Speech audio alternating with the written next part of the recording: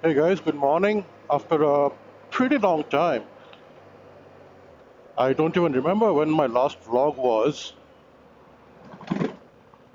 So, a pretty early start today. It's almost winter now, middle of November. So, yeah, sun's rising late, but I'm kind of still used to getting up early for the rides. Although, that said, I have not been doing a lot of riding lately.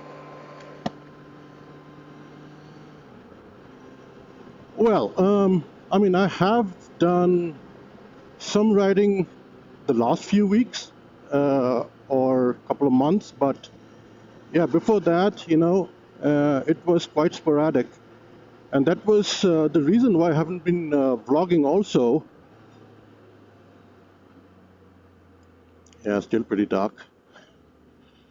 My visor is fogging up,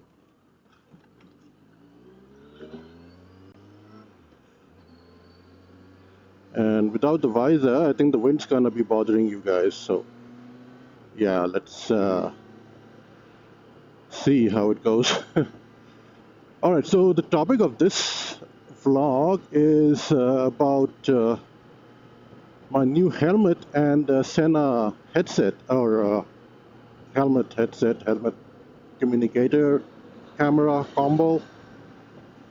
So yeah, I got a LS2 Advant X Carbon modular helmet and a Sena 50C. So let me tell you about why I got them now, and that has to do with my history of helmets and headsets, communicators, cameras. So for a long time, when I started vlogging, if you see my older videos, the very old videos from the beginning of the channel, you'll see that I used to vlog with a Sena 10C. So that's one of the Sena communicators which has, a camera built in. So at this point you must be wondering, why am I not using the GoPro for this video? And why is the audio and video so substandard? Well, I was actually using the GoPro, but GoPros being GoPros, the video didn't record. Luckily, I had the Sena going, so I still have this.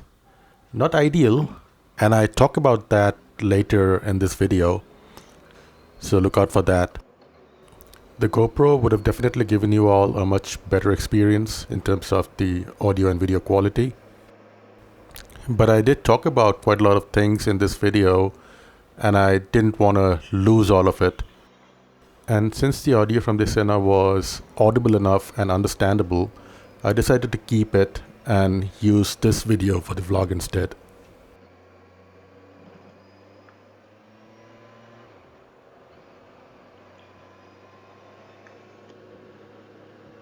So yeah, the Sena 10C is what I used for a long time. I got the GoPro much later, and also my helmet was a Shoei Neotech modular. So if you are familiar with the Shoei Neotechs, that's Shoei's modular range. So now you have the Neotech 3 that was recently announced, I think, and for a long time you had the Neotech 2, but mine was the original Neotech, the first version.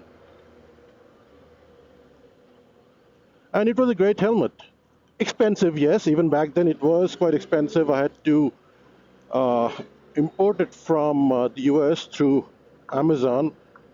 You could actually import things from the US with Amazon back then. Even now you can, but it's somehow a lot more restricted. Um, so yeah, so I had that, and that I used for I think over 5 years, from around 2012 to around 2019, I think, when I got my next helmet, which was a Bell SRT non-modular, and that also was a great helmet for the price. but it had some shortcomings, especially when you are used to a modular and, of course, Shoei's quality. Mainly, it was quite noisy. Uh, I mean, you had a lot of wind noise from it.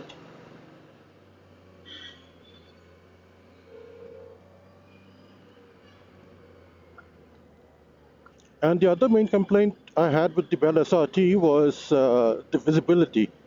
Um, the chin bar was pretty high. Like the top of the chin bar was like around my nose height. So that restricted the visibility a little. Mainly, see, while riding, I wouldn't notice it. I would mainly notice it while parking, while backing up the bike. When you have to look behind, that's where that helmet got really inconvenient. And the other thing was, if I would have to talk to somebody, that's where a modular is helpful, right? I mean, I don't really ride with the chin bar up. The only time I use, the only time I raise up the chin bar of a modular helmet is when I stop and take a break. It helps me take a drink of water from a bottle. Back in the day when I used to smoke, I don't anymore. So back then, that would help.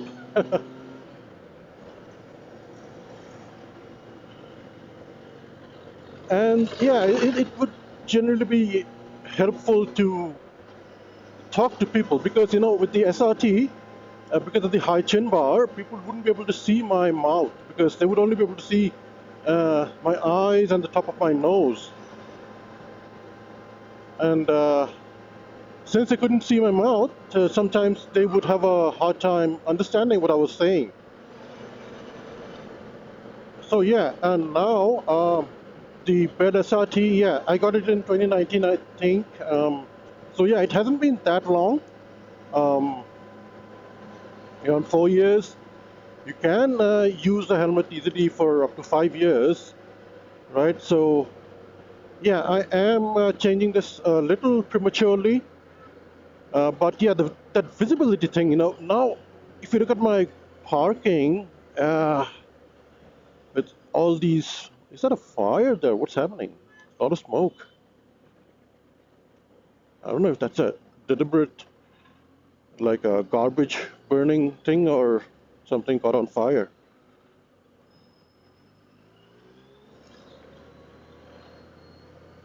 So yeah, I figured it was time for a new helmet, and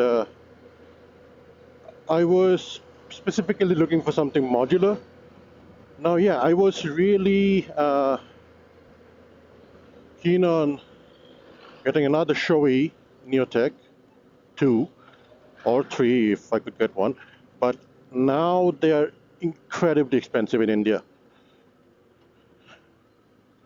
Same with the Schuberts, unless you're going for an older model like the C3.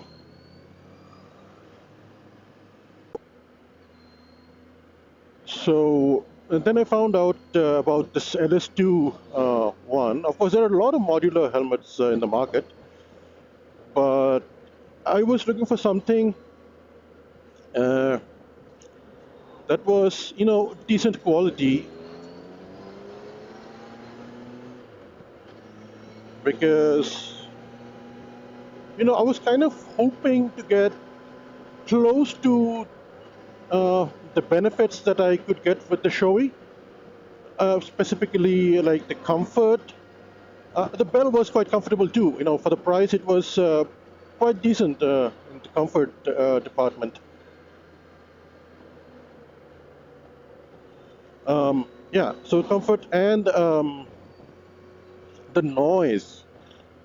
The Shoei was really quiet,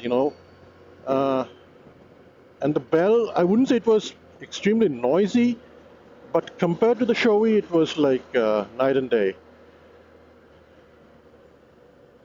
So I was hoping to get something a little quieter. And yeah, a modular. And from hopefully a reputable manufacturer so that I could trust their quality and the safety. So this LS2 Advant X Carbon, it's a carbon fiber helmet. So this is what I got, and it is expensive. It's not very cheap, but I mean, compared to Shoei or Schubert, it is actually cheap, in comparison.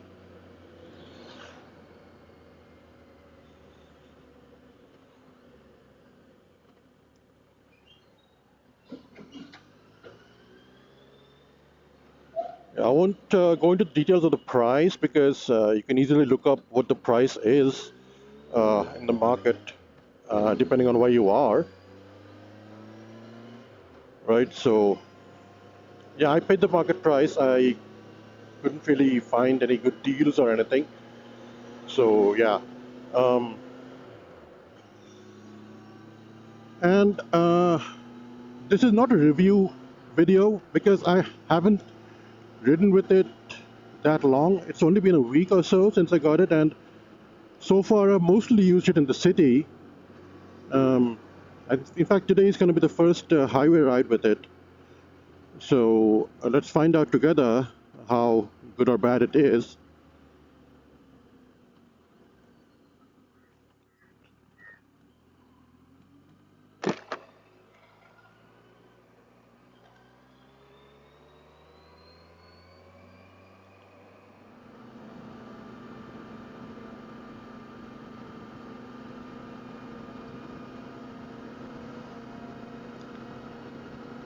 To me, it's a lot quieter, but of course I'm behind the windshield, so this is not the right bike to test how quiet a helmet is. I'll have to try it out on maybe my Interceptor or the Duke, a naked bike, so you get the full wind.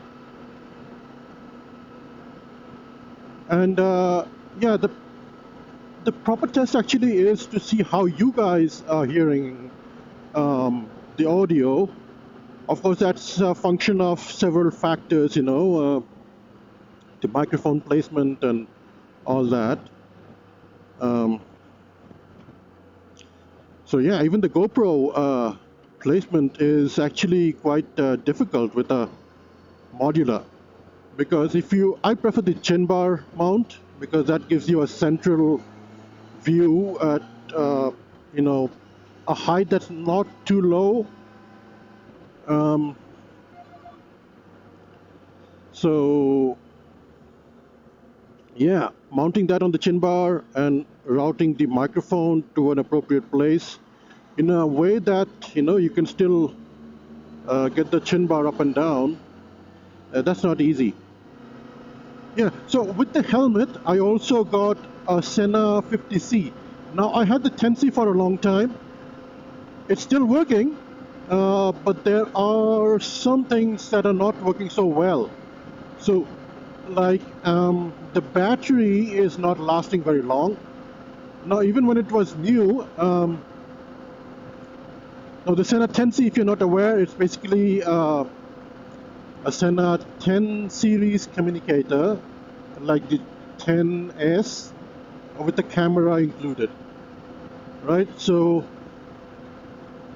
you had all the functions and features of a 10S, but in addition you had a camera. And I really like having a camera like that on my helmet all the time because I kind of use it like a dash cam. So if something goes wrong or I see something interesting, I can capture it. I don't need to have a GoPro with me all the time unless I'm planning to vlog.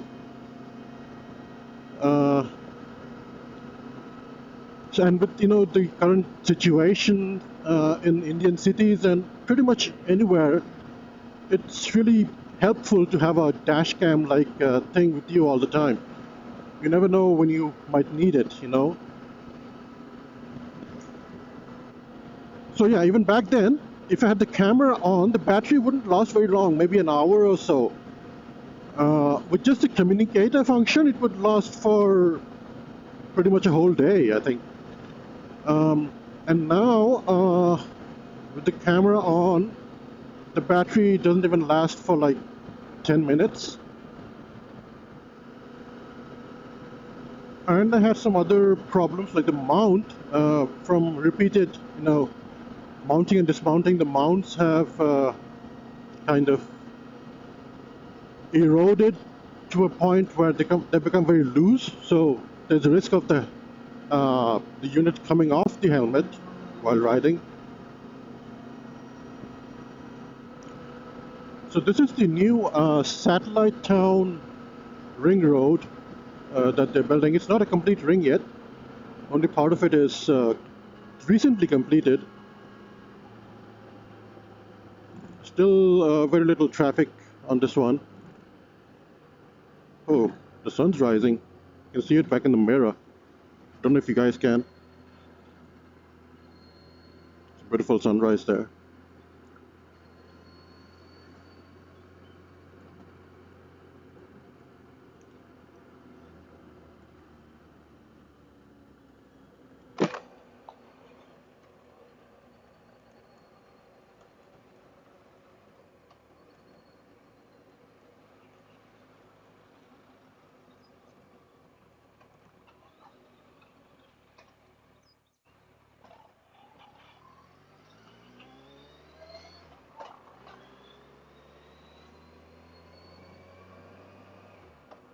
This toll plaza was recently opened. I mean, as per news reports, it was opened yesterday actually.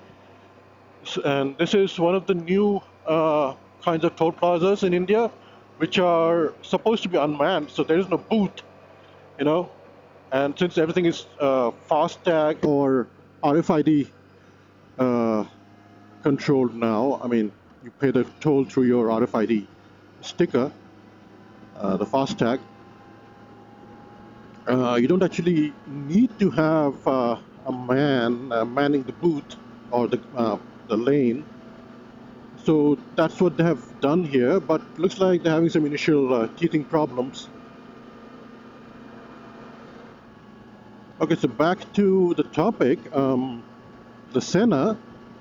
So yeah, those were the issues I was facing, the battery and also it did not have mesh. So if I was riding with somebody new for a group ride or anything, most people nowadays have mesh. So going through the Bluetooth pairing process, and when you don't do it often enough, you don't know what the process is. So you have to go through the manuals and all that. That's a bit of a trouble. Having mesh is so much easier and simpler. So I decided to get the 50C, which is basically a 50S, mesh intercom. The newest generation, except that I think they recently announced the 60 series at EICMA. It's probably not out yet, I'm not sure, but up until just a couple of weeks back, the 50s were the latest series. So this is the 50C, which is basically 50S with a camera, a 4K camera. The 10C was just 1080p. Now mind you, before the 50C, they also had the 10C Pro and the 10C Evo. At least the Evo had 4K, I'm not sure if the Pro had it. But basically they were still with the 10 series base architecture, non-mesh, and yeah, basically just a 10 with an improved camera. And for the Evo, an improved form factor. So yeah, 50C, again, I can't give you a proper review of it now, but let me give you some first impressions. The audio quality, like when you're listening to music or podcasts, I mostly listen to podcasts while riding, and the audio quality of whatever you're listening to is much better than the 10C. And also, another slight problem I was having with the 10C was that my speakers were starting to crackle. Speakers were not sounding clear, and that I had for I think the last year or two. I'm not sure exactly when it started. Especially if you would increase the volume, they would start crackling quite a lot, and you would have to increase the volume a bit, if you were riding in noisy conditions, mainly wind noise. And even like above 100, even at maximum volume, it was not loud enough to be audible.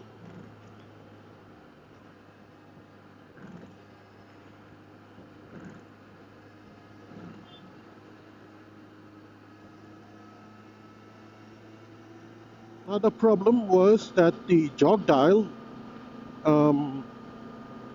it would not register the movement smoothly.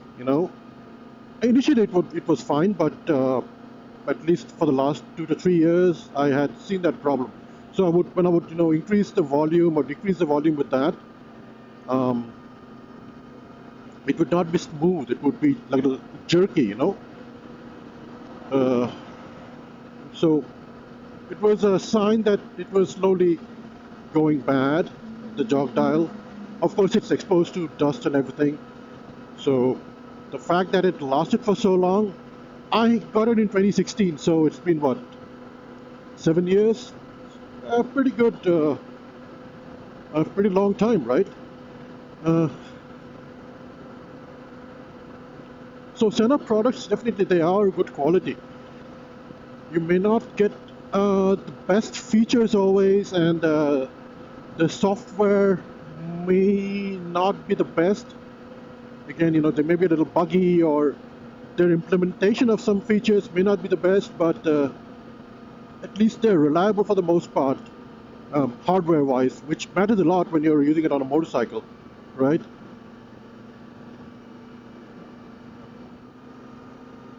So the audio quality is much better with the 50C, and I think that would apply to the 50S and the 50R also. Basically, whichever has the sound by Harmon Cardon branding, So the audio, the speakers, the microphone, and other audio specifications are supposed to have been developed or co-developed by Harmon Cardon, and that's supposed to be the reason why the audio is better on these units. And see, I mostly use it as a camera, like I said. So in terms of the camera, even though this is 4K capable, I'm not sure if it's that much better than the 10C. I mean, of course, the resolution is higher, but you know how it is with some of the cheaper 4K cameras, and that's how it is with this one as well. But while the 10C was quite decent for motor vlogging, you can just see some of my early videos from this channel. They're all from the 10C. This one is absolutely no good for motor vlogging because the audio is actually quite bad in comparison to the 10. The noise cancellation or noise isolation is just too strong. You can't hear the motorcycle at all. You can't hear your voice. Yeah, it prioritizes, making your voice audible and clear enough that it completely compromises all other sounds. The engine sound is not audible at all.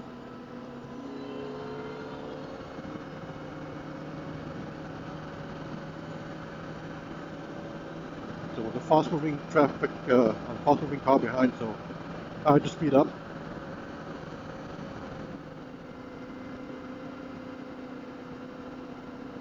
So yeah, I can't really use it for motor vlogging. I can capture, I can use it for capturing something interesting if I come across when I don't have my GoPro running. Yeah, but yeah, it's okay for such short clips. Definitely not for motovlogging. You wouldn't like it. And even the voice, it's understandable, but it's not very clear at high speeds. So you see what I mean, right? It's not that bad, definitely usable, but if you could use a GoPro with the right microphone setup, that would be much better. And even the old 10C was much better. Of course, that did not have the noise isolation, so in case of noisy conditions like when you had wind, that wouldn't be as effective. I mean, the wind could possibly drown out your voice. In comparison, the 50C always prioritizes your voice. So your voice, no matter how noisy the conditions, your voice is always audible. May not be the clearest, but definitely audible and understandable for the most part. But on the flip side, you lose out your motorcycle sound, the engine sound. This is the end of the highway that's been developed so far. So this is where I usually make my U-turn. It's just before Ballapur, if you're familiar with the area. And in this direction it goes all the way to Hoskote. And this is what will eventually connect to the new Chennai Expressway. We were afraid that once this is fully functional, motorcycles would no longer be allowed because that's how it is in most expressways, right, in India. But it looks like this section is just a ring road, not an expressway. So motorcycles should still be allowed, unless people do stupid things, and then that effect applies to all motorcyclists, unfortunately.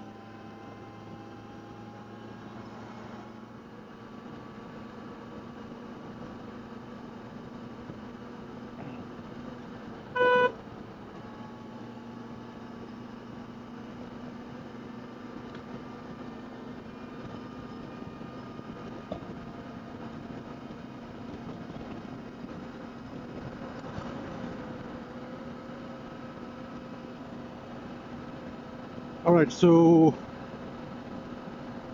how do I like the 50C? Generally, it's quite good. Yeah, one more difference, if you want a comparison from the 10C, is how the video tagging feature is implemented. Because that's what I use to keep it going as a dash cam. So on the 10C, you will have to exclusively turn on the tagging feature, right? And when it was on, you could tag. So whenever you would tag, it would record a roughly 3-minute section centered on when you press the button. Roughly centered. Okay.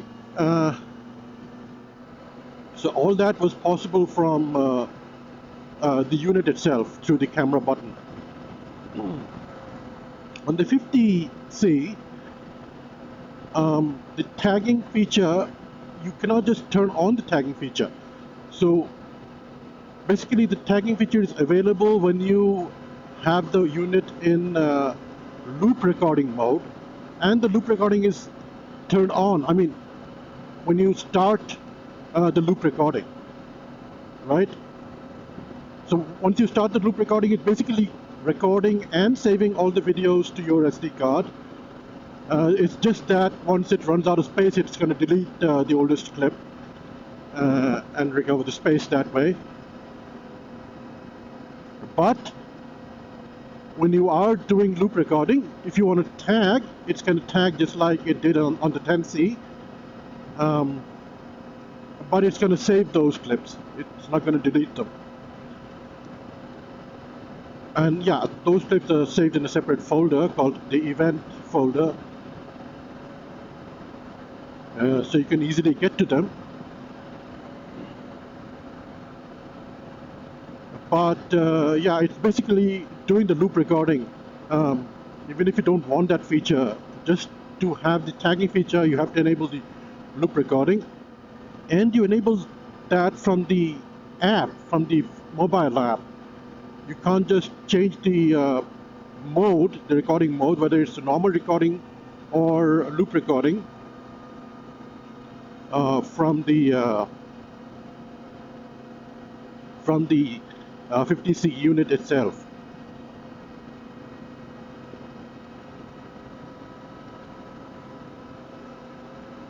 So say you wanted to do something like a motovlog where it was a continuous recording, you would have to do that beforehand from the app.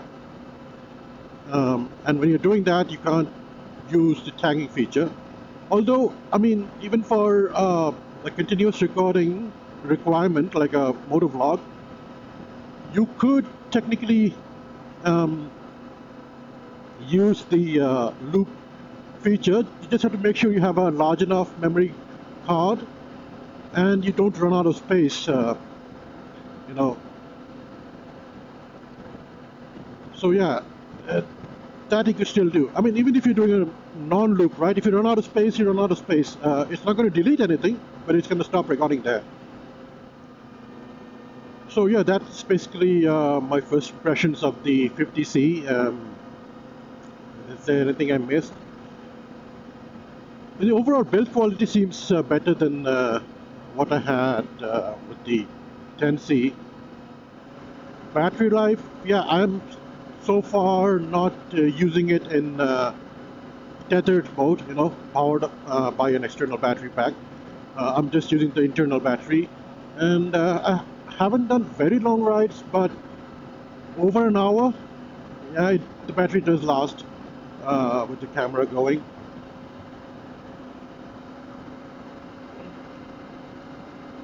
Of course, for day-long rides or really long-distance riding, you would still need to connect an external power source.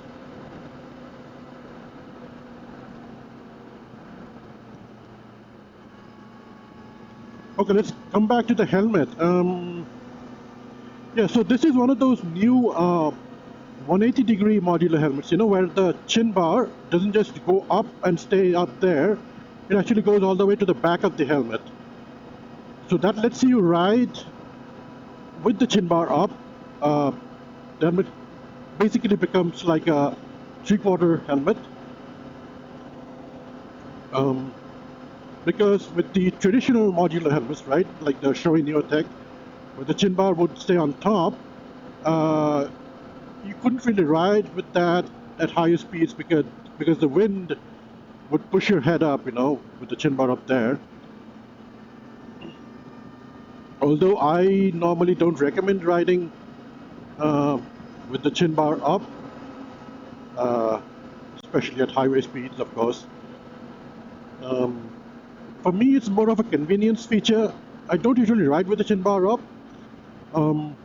Like I said, it's mostly just, you know, when I stop or I have to park, you know, back up the bike. That's where it really helps.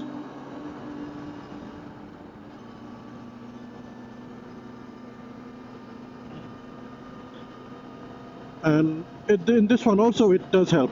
And another thing is the chin bar itself is not very high, you know. I mean, like I said, with my SRT, the Bell SRT, the top of the chin bar was at my nose height. This one, you can still see my mouth, my lips from outside, so it's that low.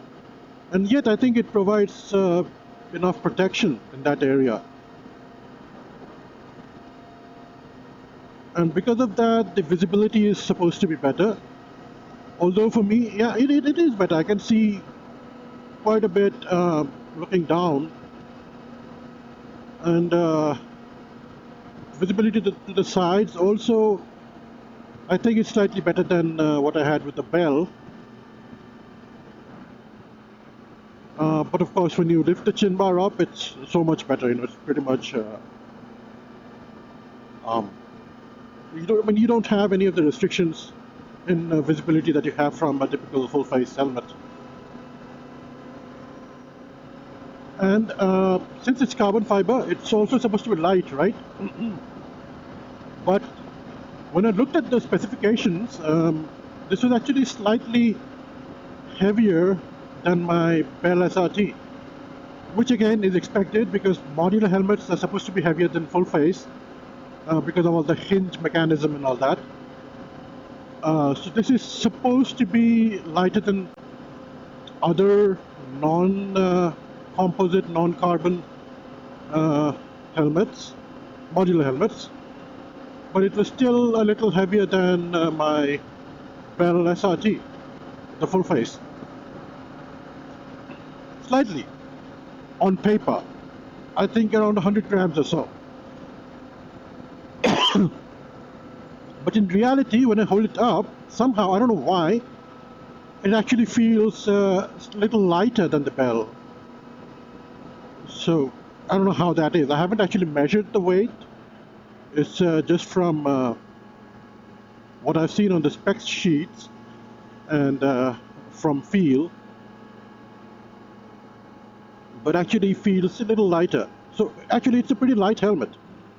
You know, it's not heavy at all. So, quite comfortable that way. Again, I should probably do a video on my Interceptor or Duke to give you an idea of how it is on a bike without any wind protection. This also has the internal sun visor built in, which I'm using right now for obvious reasons. My Shoei had that, but after a few years it kind of broke. That mechanism stopped working, probably because of getting gunked up with dirt inside. My Bell did not have it, so that was something I was missing, you know. So this has it, quite helpful. And the main visor is also pin lock ready. I would have benefited from that today because my visor is fogging up, but I didn't expect so much fogging, and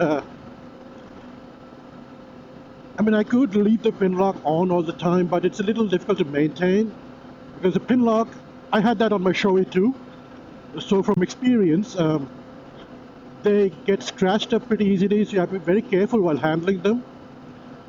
And you know, when you clean the visors, you have to remove the pin lock and clean that separately,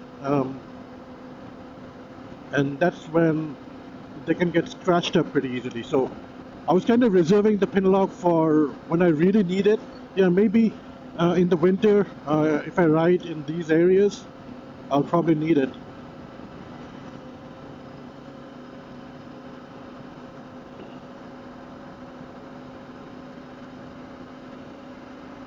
And this also comes with a dark visor that's included in the package, free of cost, or you know, that's included. I have never used a dark visor, so yeah, I mean, usually the sun visor itself is enough. But yeah, if you're doing like a full day's ride in bright sunny conditions, that might help. Of course, it's totally not recommended if you're doing any kind of riding in darker conditions like early morning or in the early evening conditions. And for those of you in India, by the way, this is ISI certified, so no legal hassles for you. One of the, you know, better, good quality helmets that's ISI certified. Because if you get a Shoei Neotech or a Schubert, those are not. Of course, they offer superior protection, but you know, they're legally not the right thing in India.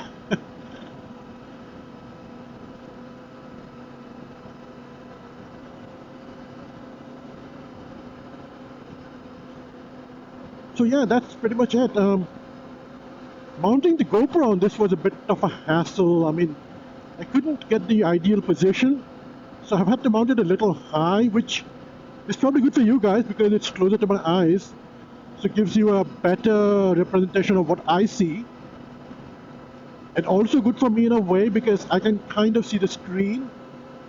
But it kind of blocks my view of the instruments. So I have to look down a bit, bend my head down to see the instruments.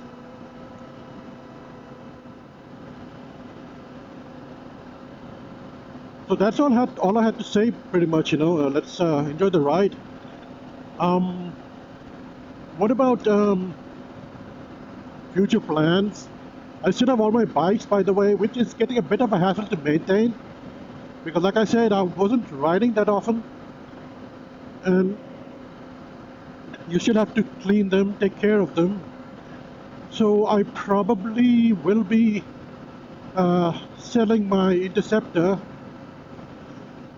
If any of you are interested, do let me know.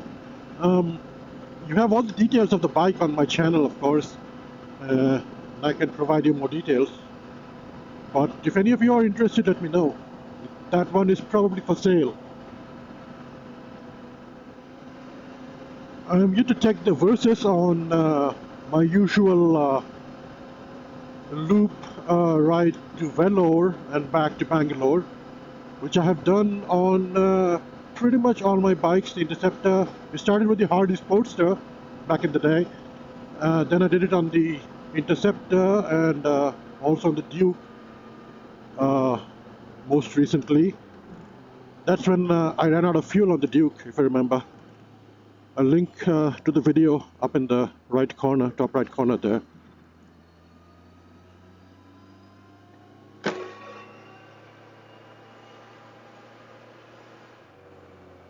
So yeah, that ride is planned on this one.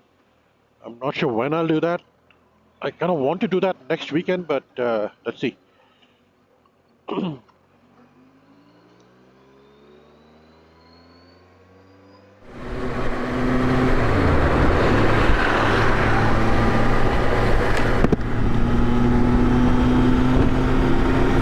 So alright guys, that's all I have for today.